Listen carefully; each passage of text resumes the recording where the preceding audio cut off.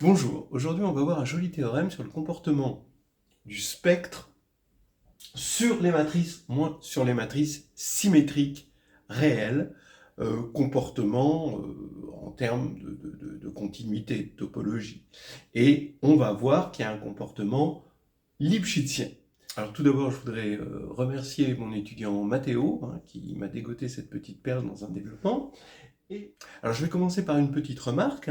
Quand on veut comprendre comment le spectre se comporte topologiquement, alors on est sur R ou sur C, on a une topologie sur les matrices, et on veut regarder comment le spectre se comporte. Bon, on a déjà un premier problème, c'est qu'est-ce que le spectre ?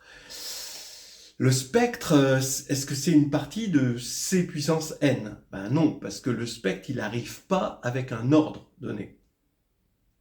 Il arrive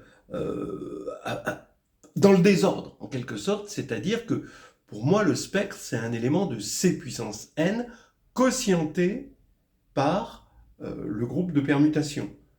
C'est-à-dire que les racines du polynôme caractéristique arrivent à permutation près.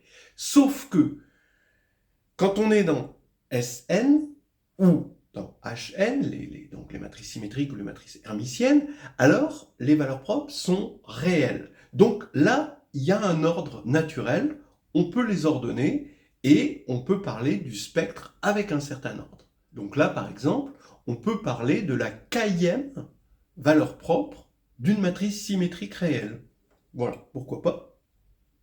Et regardez, ici, une application phi-k qui va de Sn de R dans R, qui a S, donne justement sa kème.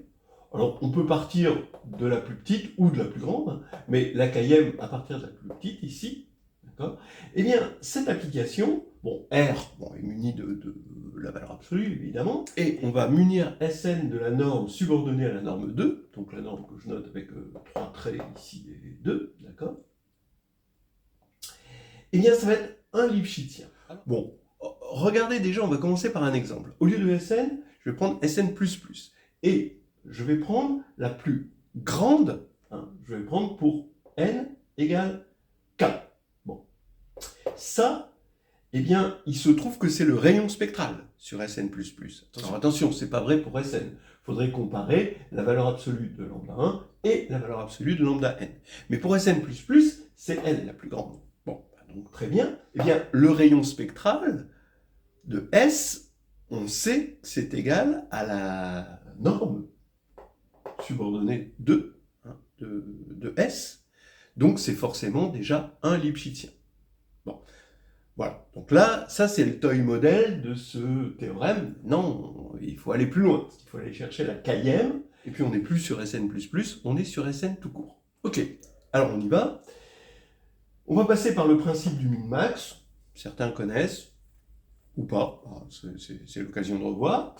Les inégalités de Weil. Donc en fait, une inégalité de Weil, parce qu'en général, il y a des inégalités beaucoup plus générales que ça.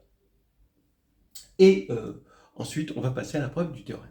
Alors d'abord, principe du min-max, c'est que lambda k, on peut le caractériser comme étant le min pour tous les sous-espaces de dimension k, le même k ici, de quoi ?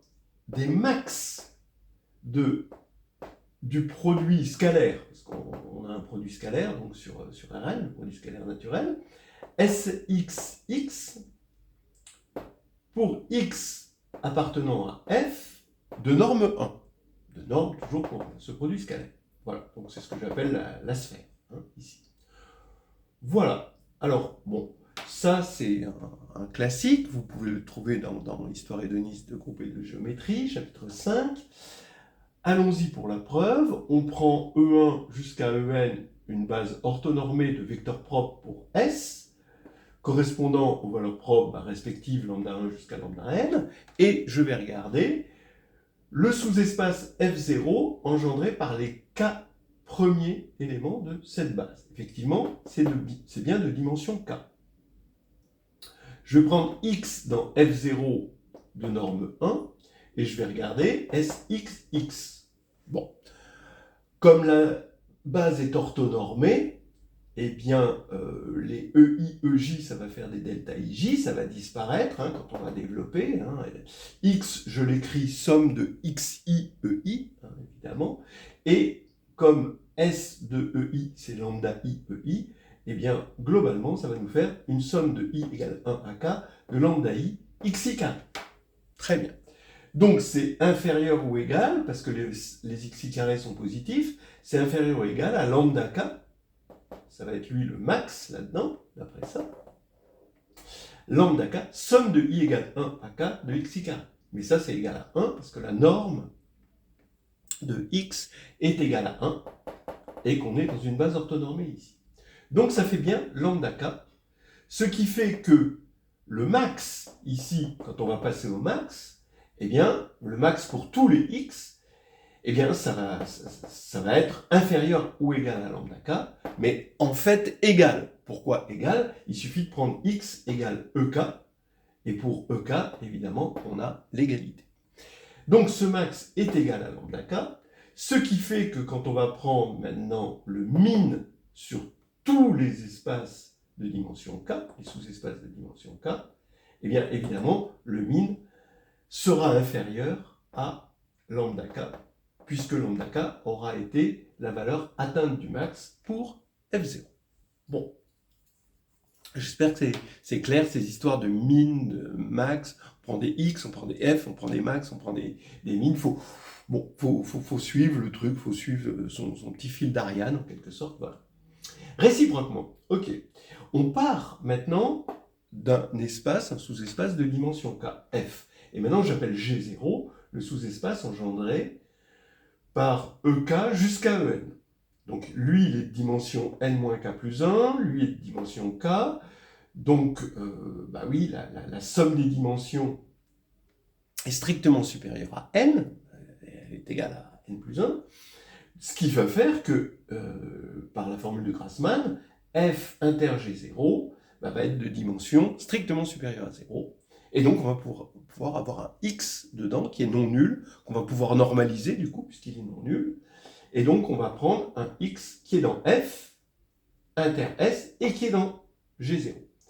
Ce qui va faire, exactement de la même manière qu'ici, que Sxx, cette fois-ci, comme x est dans G0, va être cette fois-ci supérieur ou égal à lambda k. Maintenant, en passant au max, bah, que le max est toujours, et là, cette fois-ci, quel que soit f de dimension k, supérieur ou égal à lambda k, et comme lambda k, bah, c'est une constante, ça ne dépend pas de f, eh bien, on prend le min, et le min va être supérieur ou égal à lambda k. Donc ça y est, on a prouvé l'égalité, le principe du min-max, qui est donc quelque chose de très pratique, parce que ça nous ramène à des problèmes dans la géométrie. Hein, puisque là, on a des valeurs propres, en quelque sorte, et ici, on a des sous-espaces. Voilà. Alors, allons-y pour l'inégalité de Weil. Alors, c'est une inégalité de Weil. En fait, il y en a beaucoup, mais celle-ci est une des plus simples. Alors, vous pouvez voir toutes les inégalités de Weil dans, justement, encore Nouvelle histoire hédoniste de groupes et de géométrie, à la fin des exercices sur le chapitre 5, tome 1. Eh bien, on a celle-ci. Lambda k s plus s' est inférieur ou égal à lambda k s plus lambda n s'. C'est pas plus lambda k, hein, d'accord, ça ne va pas être inférieur ou égal à ça, mais par contre, pour n. Alors, on a toujours, quand on remplace n par j, par exemple, on peut toujours prendre jk et trouver un élément ici, tel que ça va donner une inégalité, et là, on a toutes les inégalités de Weil. Ok. Alors, voici cette inégalité, je vais la démontrer. Là, je vais utiliser le principe du min-max. Alors, le principe du min-max, qu'est-ce qu'il va dire? Ben, il va dire, si tu veux comprendre lambda k de S plus S', il faut comprendre, pour x dans F inter S, donc dans un espace F de dimension k et normalisé, hein, ici, eh bien, je vais développer ça, d'accord? Ça va faire Sx x plus S'x x, bien sûr, qui va être inférieur au max de Sxx, bien sûr. Vous allez me dire plus le max aussi de S'(XX), mais ça, je vais m'en débarrasser en disant que c'est inférieur à lambda n de S'. D'accord? Ça, c'est clair à partir du moment où x est juste dans S, on n'a pas besoin de x dans F. Comme ça va me permettre ici, ce lambda n, de me débarrasser de F, hein, de ne pas me le traîner comme boulet. Voilà, donc ça c'est clair. Du coup maintenant, bon, je fixe F évidemment, mais je passe au max sur tous les x. Bon, bah, F fixé, ça c'est une constante, donc je peux passer au max et c'est encore inférieur à ça. Très bien. Et maintenant, je vais prendre le min. Alors c'est là que j'ai bien fait, au moment de prendre le min, de rendre ça constant, parce que le min de la somme, bah, c'est pas la somme des mines, hein, parce que ça n'aurait pas été pour le même f, le min n'aurait pas été atteint pour le même f, donc évidemment je peux pas dire ça. Donc c'est pour ça que je suis content d'avoir pris une constante ici, et là je prends le min ici, et bien ici qu'est-ce que j'ai? J'ai évidemment lambda k de S plus S', d'après le principe du min-max, qui est inférieur, ben, ici, quand je vais prendre le min, ici, parce que le min d'une fonction plus une constante, ben, c'est le min de la fonction plus la constante après. D'accord? Ça, c'est évident. Donc, je retrouve lambda k de S plus S' est inférieur ou égal à lambda k de S plus lambda n de S'. Voilà. Et j'ai ma petite inégalité de Weil. Ok, on va attaquer maintenant la preuve du théorème. Il va falloir montrer que la valeur absolue de lambda k S plus S' moins lambda k S, voilà, cette valeur absolue, est inférieure ou égale à la norme subordonnée à la norme 2 de S'. Voilà. Donc c'est ça qu'il faut montrer. Alors allons-y. Hein. Donc on a lambda k de S plus S' moins lambda k de S est inférieur à lambda n de S', d'après l'inégalité de Weil.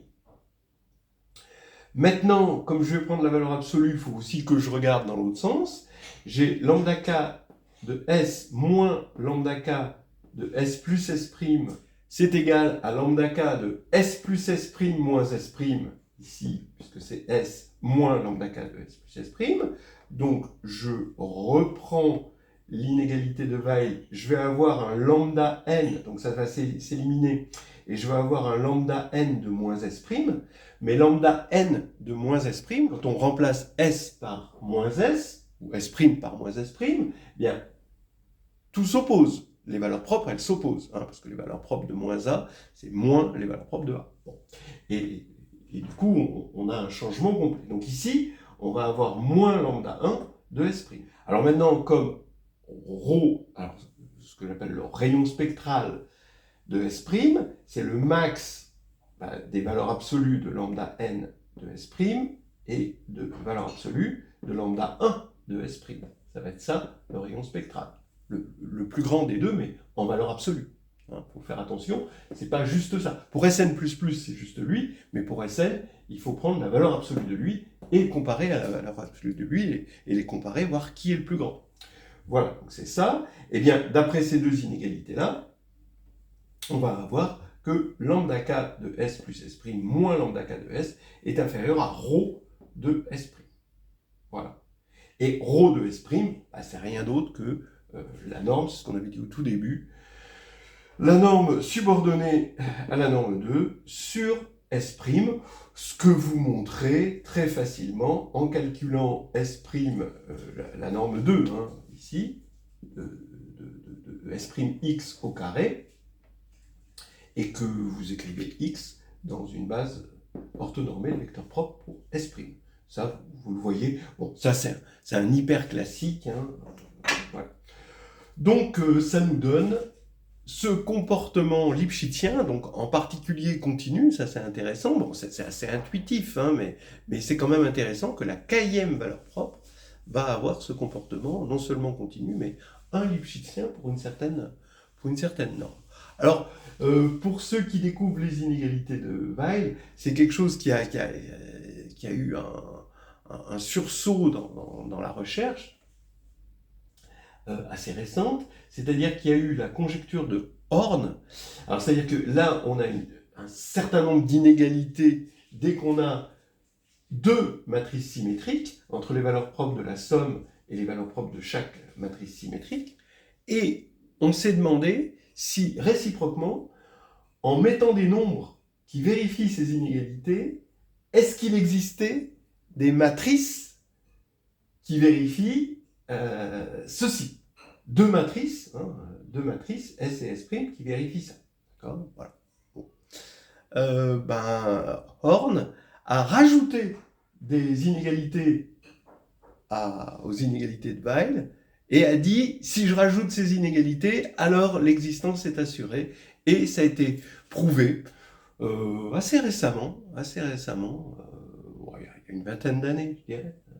Voilà, on en parle un petit peu dans Histoire hédoniste de groupe et de géométrie. Voilà, allez, on va s'arrêter là.